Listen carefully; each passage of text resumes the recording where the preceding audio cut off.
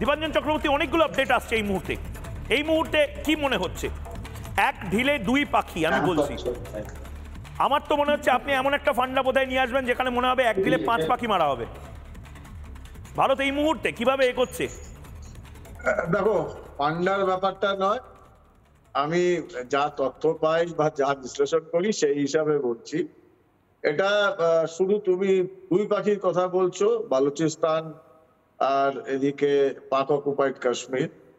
তুমি ওটাও ভুলে যাচ্ছ যে পাখতানখোয়া, সেটাও কিন্তু প্রায় চলে গেছে হাত থেকে। পাকিস্তানের এখন এমন অবস্থা, আর আমি বলেওছিলাম যে পাকিস্তান কিন্তু চতুর্দিক থেকে আক্রমণ হবে।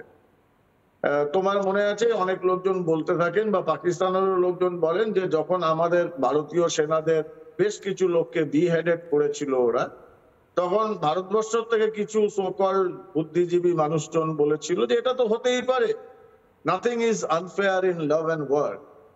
তো এখন ভারতও কিন্তু ওই টেকনিকটাই নিচ্ছে, nothing is unfair in war. এটা ওয়ার লাইক সিচুয়েশন।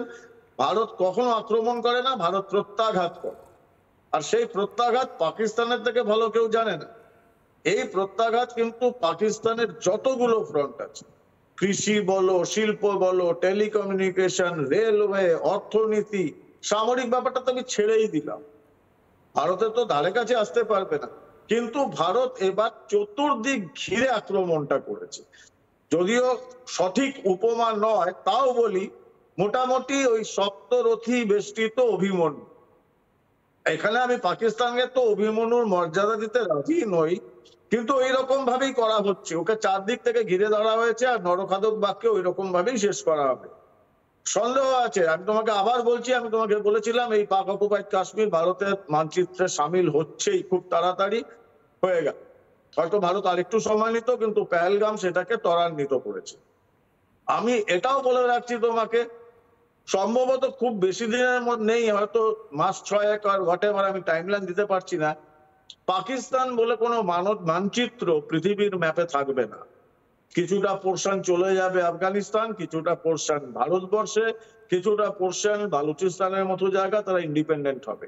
এবং এটা হবে অবশ্যই, পাকিস্তান ঠেকাতে পারবে। বড় কথা বলছেন, তার মানে আপনি বলছেন যে ভাগাভাগি করে সবাই নিয়ে নেবে, পাকিস্তান বলে আর পাকিস্তানিদের কিছু থাকবে না।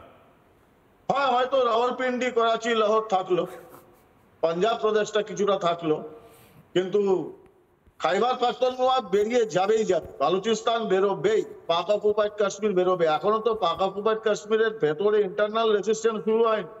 দেখেছো কিছুদিন আগে হিউম্যান রাইটস এর জন্য কি সাংঘাতিক উত্তাল আলোড়ন হয়েছিল। হবে, সঠিক সময় হবে, সবকিছু তৈরি আছে, সঠিক সময়ের অপেক্ষা। এবং সঠিক সময়টা ভারতের প্রধানমন্ত্রী নরেন্দ্র মোদীজি জানেন, যখন ম্যাক্সিমাম ইম্প্যাক্ট হবে। এটা এমন নয় যে দুটো পাড়ার মধ্যে লড়াই হচ্ছে, দুটো রাষ্ট্রের মধ্যে। আর ভারতের মতো বিশ্বগুরুকেও তো এখন প্রত্যাঘাতে যেতে হবে, অনেক কিছু ভেবে চিনতে হবে। তবে হবে, পাকিস্তানের মানচিত্র অটুট থাকবে না, থাকতে পারে না। আর্কাইভে রেখে দিও আজকের মন্তব্য। ঠিক ঠিক। নানা ধরনের কন্টেন্ট দেখার জন্য লাইক করুন, শেয়ার করুন আমাদের ফেসবুক পেজ, সাবস্ক্রাইব করুন আমাদের ইউটিউব চ্যানেল। পাশাপাশি অন্যান্য ব্রেকিং নিউজের জন্য অবশ্যই চোখ রাখুন রিপাবলিক বাংলায়।